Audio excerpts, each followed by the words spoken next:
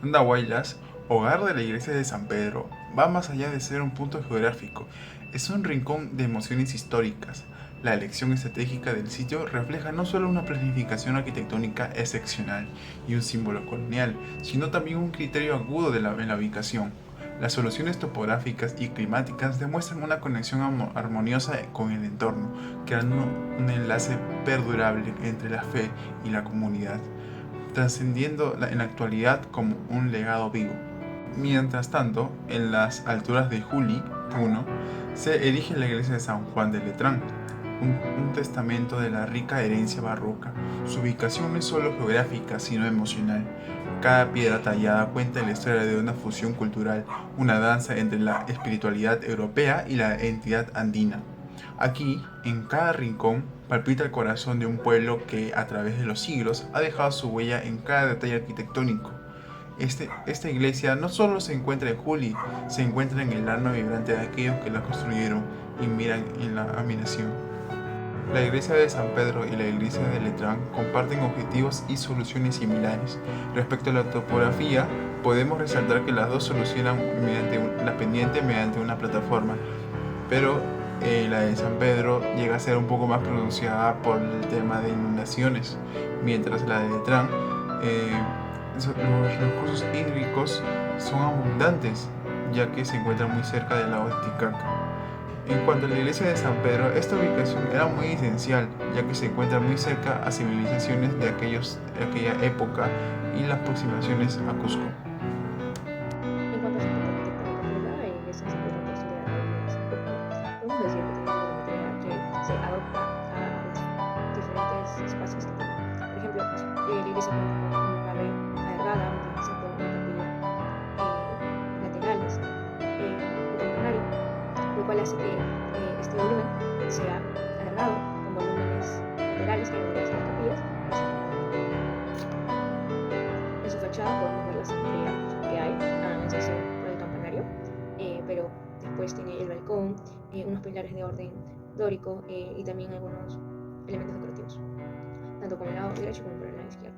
Si lo vemos en isometría, podemos ver que se forma un eje lineal gracias a la nave alargada que tiene. Por ello, tener una nave alargada, se forma una planta rectangular de 27 metros por 61 metros. Por el lado de San Juan de Letrán, Julián Puno, esta es una iglesia la cual también se adapta a los espacios que tiene, por lo que su volumetría es teniendo en cuenta este aspecto. Cuenta con una nave principal, un presbiterio, un transepto, un campanario. Tiene dos entradas, la frontal y una lateral. La fachada frontal es un poco más modesta, más simple, no cuenta con tantos elementos decorativos. Sin embargo, es lo contrario con la fachada lateral, que esta es más llamativa, tiene más elementos decorativos. Y bueno, en esta iglesia podemos encontrar los principios arquitectónicos como el eje por la nave alargada, la simetría por la fachada lateral, una repetición en cuanto a algunos elementos que se encuentran en su exterior de la iglesia.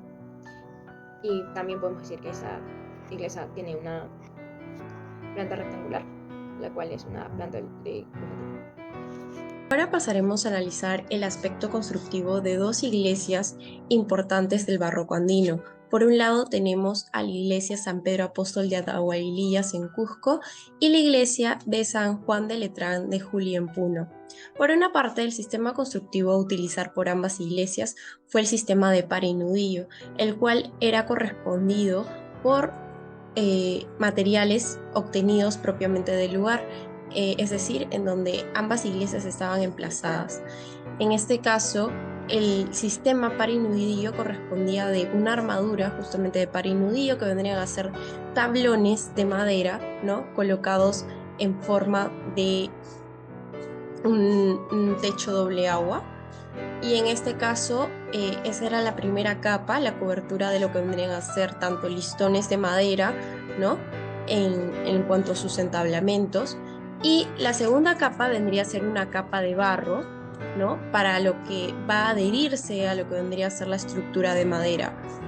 Y en la parte superior se colocaban las tejas o tejas canales, de las cuales básicamente se colocaban de forma que la lluvia no fuera a afectar en este caso a la edificación, ya que iba a ser de que la lluvia pueda correr de forma fluvial sin afectar los techos. En este caso, San Pedro Apóstol de Andahuaylillas utilizó un muro mucho más robusto que San Juan de Letrán en Juli en Puno, ¿no? Por el mismo hecho de que sus muros podían alcanzar 2 metros de espesor. En el caso de San Juan de Letrán de Juli, solo tenían 0,86 metros de espesor. Por otra parte, en cuanto a innovación tecnológica, en este caso se usó lo que vendría a ser la preservación y la promoción de la herencia cultural y religiosa de la época colonial en el Perú. Y en este caso trataron de lo que vendrían a ser incluir la conservación de edificios antiguos en los cuales avanzaron tanto en métodos de limpieza, reparación y refuerzo estructural. En este caso, la composición de la cual se basan las iglesias es en la mampostería de piedra que podemos observar en la parte inferior, de la cual podemos encontrar los zócalos de piedra, ¿no? La torre campanario que también está sobrepuesta sobre ese zócalo, y también lo que vendrían a ser las torres, el arco diafragma de ladrillo, podemos encontrar tirantes dobles de madera y lo que vendría a ser en toda la parte de la estructura forrada, ¿no? En este caso por parte de San Juan de Letrán, forrada por piel de vicuña. Y en cuanto a San Pedro de Andahuaylillas, simplemente estaba tarrajeada con lo que vendría a ser la cobertura de adobe, ¿no? Y en cuanto a la parte posterior, podemos observar lo que vendrían a ser los pilares y columnas que justamente soportaban las cargas del techo, ¿no? Por lo que el techo es de una cobertura a doble agua, pueden servir también de una forma decorativa. En cuanto a la materialidad, como se había ya observado, encontramos lo que vendría a ser por San Pedro Apóstol de Andahuaylillas, la teja de arcilla cocida, el adobe, el ladrillo seco y la madera. Y por parte de San Juan de Letrán, justamente encontramos la teja de ladrillo, el adobe con cubierta de argamasa, la caña brava y lo que vendría a ser la piel de vicuña, ¿no? Luego, en lo que respecta al sistema sismorresistente que se usó, podemos destacar que la iglesia de San Pedro Apóstol de Andahuaylillas tenía dentro de sus estructuras compresión y lo que vendría a ser la cortante. Por lo que soportan cargas, ¿no? De estos muros robustos que justamente generan un gran soporte, ¿no? Y por lo mismo es de que un déficit, al ser esto tan rígido y robusto, carecían de flexibilidad, ¿no? Es decir, puede colapsar lo que vendría a ser, ya sean las torres o estos grandes muros. Por otra parte, tenemos a la iglesia de San Juan de Letrán de Juli, que justamente él trabaja con una compresión, contracción y conflexión, que justamente lo podemos observar en sus estructuras. Los arcos de medio punto justamente transfieren lo que vendrían a ser las cargas a los laterales, y en esta iglesia tienen un arco justamente en el interior, acompañado de grandes pinturas, de las cuales justamente distribuyen las cargas de los muros que se encuentran a sus laterales. En cuanto a la torre y a la cúpula, podemos observar que pueden equilibrar fuerzas, ya que esta iglesia se destaca por la presencia de elementos que generan un empuje ortogonal, tanto en las fachadas, ¿no? Por lo que podemos observarlo en los apoyos, las bóvedas y los arcos. Y esto genera un empuje estático. La portada de la iglesia de San Pedro Apóstol de Andahuaylas posee un óculo central, una cubierta de decoración par y nudillo y un revestimiento de tejas de cerámica.